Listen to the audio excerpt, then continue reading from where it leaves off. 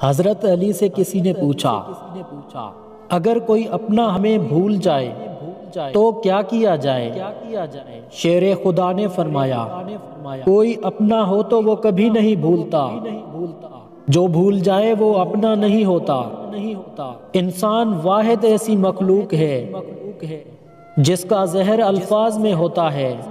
حضرت علی علیہ السلام نے فرمایا، ایسے شخص کو کبھی مت گنوانا جس کے دل میں تمہارے لیے محبت، فکر، عزت اور چاہت ہو۔ حضرت علی علیہ السلام نے فرمایا، جس نے تجھے تیرے عیب بتائے، اگر تجھے عقل ہو تو بے شک اس نے تجھ پر احسان کی انتہا کر دی۔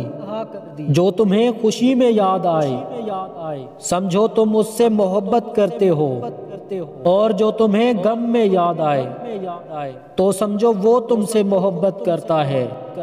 فرمانے حضرت علی علیہ السلام، اتنے خشک نہ بنو کہ توڑ دیے جاؤ، اور اتنے نرم نہ بنو کہ نچوڑ دیے جاؤ۔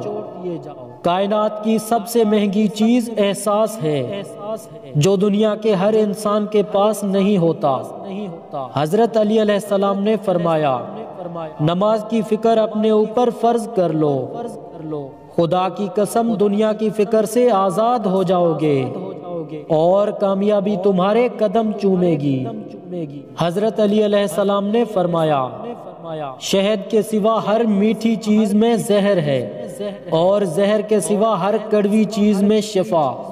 حضرت علی علیہ السلام فرماتے ہیں کہ دوستی اور محبت ان سے کرو جو نبھانا جانتے ہوں، نفرت ان سے کرو جو بھلانا جانتے ہوں، اور غصہ ان سے کرو جو منانا جانتے ہوں۔